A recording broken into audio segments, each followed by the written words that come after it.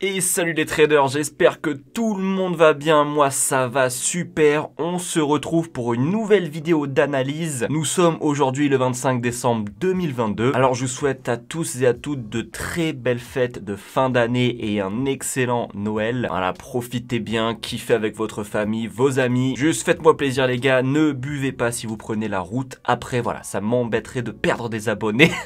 Non, plus sérieusement, pensez-y, c'est important. J'espère que le Père Noël vous a gâté, et si ce n'est pas le cas, eh bien, je vais vous gâter, parce qu'en cette fin d'année, j'ai décidé de vous offrir près de 300 € de réduction sur ma formation vidéo. Voilà, donc si vous souhaitez apprendre le trading à mes côtés, être capable de réaliser les mêmes analyses que moi, et puis même si vous souhaitez vivre du trading et que vous n'avez pas encore franchi le cap en 2022, eh bien, il faut absolument que 2023 soit votre année. Donc voilà, en cadeau de fin d'année, j'ai décidé de vous faire cette réduction de près de 300 € sur ma formation vidéo, c'est 50% du prix. Si ça vous intéresse, eh bien cette offre est valable jusqu'au 31 décembre à 23h59. Je vous mets le lien juste en dessous, pensez à y faire un tour juste pour voir de quoi je parle. Et puis j'espère vous compter parmi mes élèves très rapidement. Allez, c'est tout pour l'intro, on passe à la vidéo immédiatement. J'ai connu la richesse, mais j'ai connu aussi la pauvreté. Et j'ai choisi la richesse à chaque putain de fois.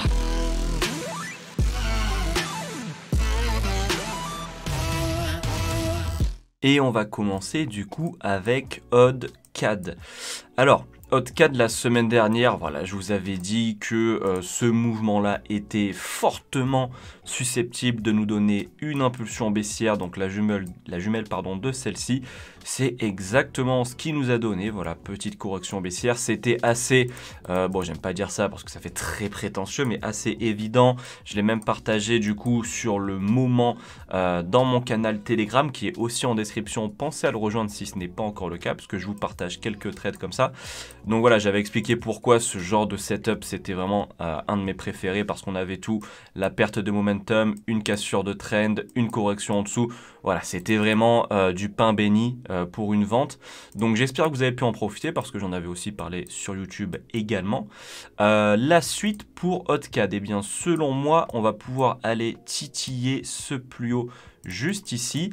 Pourquoi? Parce qu'on vient d'avoir un mouvement impulsif et à l'intérieur, on a pu avoir ici une correction. D'accord? Parce que oui, cette mèche, alors il y a beaucoup de personnes qui zappent les mèches dans leur analyse, quand ils tracent des trendlines, sauf que, non, les gars, les mèches font partie du graphique et là, la mèche vient de casser le plus bas, ce qui veut dire qu'on a eu un mouvement correctif et l'impulsion baissière qui est venue casser ici. Donc je pense qu'on est susceptible d'aller casser maintenant ce plus haut afin de bâtir une autre correction un petit peu plus grosse que celle d'avant. Donc je vous remontre un petit peu le plan. Voilà, donc le plan c'est d'avoir ici un up jusqu'à la cassure du plus haut, je vous mets ça en blanc, et ensuite pourquoi pas on verra un down jusqu'à la cassure de ce plus bas, mais pour l'instant on va se contenter d'aller chercher le up. Il y a pas mal de choses à aller voir. On passe maintenant sur euro USD. Alors euro USD, celui-ci je vous avais dit d'attendre une correction pour un down avant un up. Je pense qu'on a eu la correction du coup qui est en fait tout ça, le down également parce qu'il est venu casser le dernier plus bas, hop, juste ici, d'accord, là. Donc, ensuite, on peut tracer du coup notre petite trendline ici. Je vais enlever ça. À partir de maintenant, du coup, je pense que ce mouvement-là est un mouvement correctif pour aller chercher un down, je pense. Ce qui ferait qu'on pourrait aller chercher une impulsion baissière, encore une fois, avant le retournement haussier qui viendrait casser ce plus haut, d'accord? Donc tout simplement, pareil, je vous mets des flèches. Je pense qu'on peut aller chercher une autre impulsion baissière avant d'aller chercher l'impulsion haussière qui viendra casser ce plus haut pour euro USD. Pour GBP Odd, celui-ci, on attendait après la correction une impulsion haussière. C'est exactement ce qu'on a eu également. Fin de correction, impulsion haussière, ça fait super plaisir. Ensuite, GBP Odd s'est retourné, donc après avoir cassé le plus haut. Donc à partir de maintenant, quels sont les scénarios sur GBP Odd?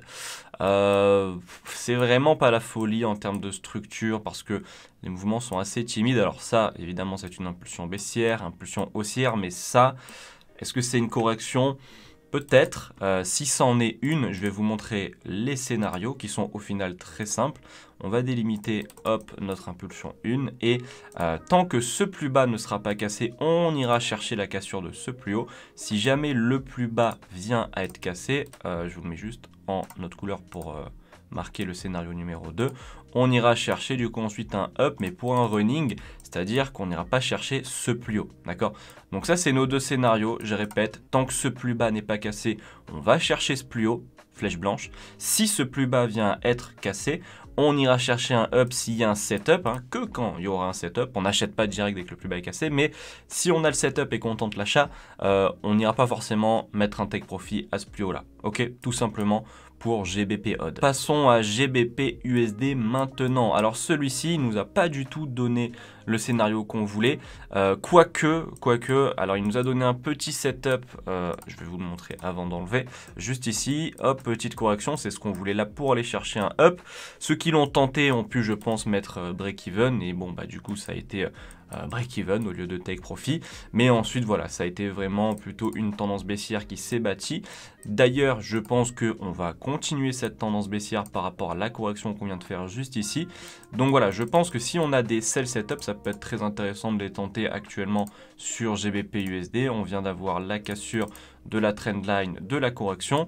Donc voilà, ça peut être plutôt cool de chercher de la vente sur GBP USD pour les jours à venir. Tout simplement, ça rappelle un petit peu la structure de HotCAD de la semaine dernière qui s'est plutôt très bien validé. USD JPY maintenant, bon bah c'est quasiment un parfait, On attendait cassure de trend plus correction en dessous, on a eu quoi? On a eu cassure de trend et là on est en train de corriger, donc voilà, ça peut être aussi très intéressant de chercher de la vente sur l'USD JPY. On va tracer une petite trendline ici, mais si la correction continue et que vous avez un sell setup, et ben pourquoi pas tenter de la vente sur USD JPY pour la semaine qui va suivre. En ce qui concerne USD CAD maintenant, alors ça bouge pas trop, c'est un peu lent. Alors nous on veut un peu comme sur USD JPY, cassure de trend et correction en dessous pour aller chercher le dernier plus bas. Actuellement c'est lent, on est toujours quasiment au même niveau, enfin ça bouge pas trop, même ça corrige. Donc j'ai un petit peu peur que on ait encore un up qui viendrait casser le dernier plus haut, parce que c'est pas forcément le genre de mouvement qu'on attend pour l'instant, ce qu'il est en train de nous faire. Donc ça pourrait être encore une correction comme il nous a donné ici, pour venir chercher le plus haut avant de venir chuter et d'aller chercher son plus bas. Donc bon, ce sera un petit peu chiant parce que ça retarde encore une fois le mouvement très sympa qu'on attend, mais du coup je vais vous mettre les deux scénarios encore une fois en évidence. Donc on a ce plus haut ici qui peut être titillé par l'impulsion haussière avant le retournement, ou sinon si on a de la chance, c'est pour ça qu'il faut continuer à surveiller un petit peu la trendline. Là s'il casse la trendline et qu'il corrige en dessous directement, bon bah là on peut aller chercher le plus bas avant la cassure du plus haut qui n'arrivera du coup probablement pas, d'accord? Si on a la cassure de la trend avec la correction, je pense que ce sera difficile d'aller chercher le plus haut.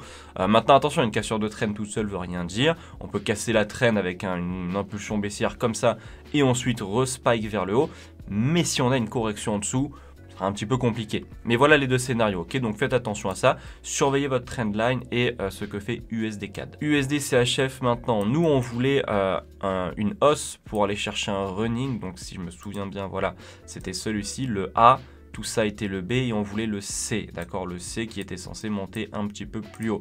Alors il a décidé de corriger, d'accord, tout simplement.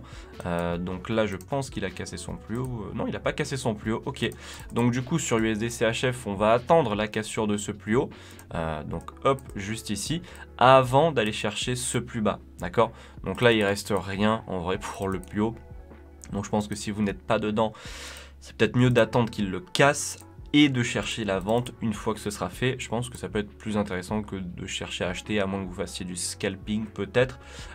Donc voilà, on attend ça sur USD CHF tout simplement et tranquillement. Autour de Euro GBP, alors celui-ci, je vous avais dit que j'attendais, voilà, vraiment, alors c'était un peu le bordel quand on avait fini l'analyse, mais j'attendais le mouvement ici en jaune, c'est-à-dire une impulsion baissière suivie d'une correction pour tenter la vente. Alors on l'a pas eu, du coup je vous avais dit, voilà, si on a ça, ok, on tente, si on n'a pas ça, on laisse laisse tomber et au final on n'a pas eu ça. Donc j'espère que vous n'êtes pas rentré dans la vente parce qu'on n'a pas eu ce mouvement. Donc c'est un peu dommage.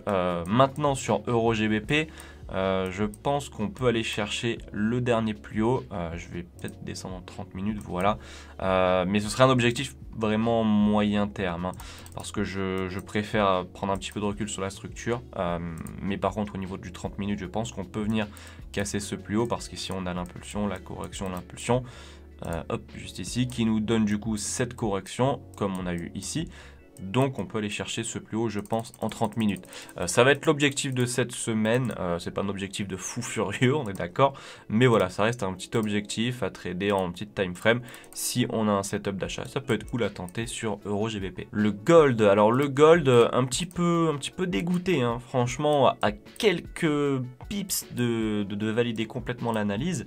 Donc voilà, il y a les flèches ici. On attendait un up jusqu'à la cassure de ce plus haut avant le retournement. Alors on a eu un up, magnifique, un retournement, mais on n'a vraiment pas eu la cassure du plus haut. J'y ai cru, je me suis dit bon, peut-être que c'est ce courtier sur lequel je suis sur TradingView qui n'affiche pas la cassure, mais non, sur tous les courtiers en fait, cette mèche est plus basse que celle-ci. Donc on n'a pas eu la cassure, ça fait chier, je peux pas valider entièrement l'analyse, mais voilà, ça reste quand même deux mouvements très sympas qu'on a pu prendre, ou anticiper du moins.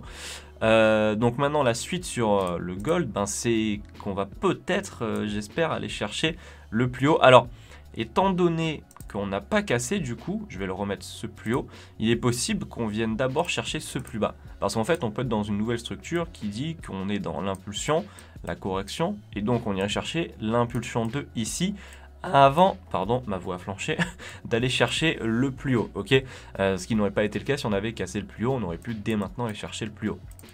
Donc, à voir ce que le gold nous donne. Est-ce que là il va corriger? Ça a l'air de commencer en mode correctif. Est-ce que ça va continuer? Je ne sais pas. Mais je vais vous montrer le plan dans l'idéal.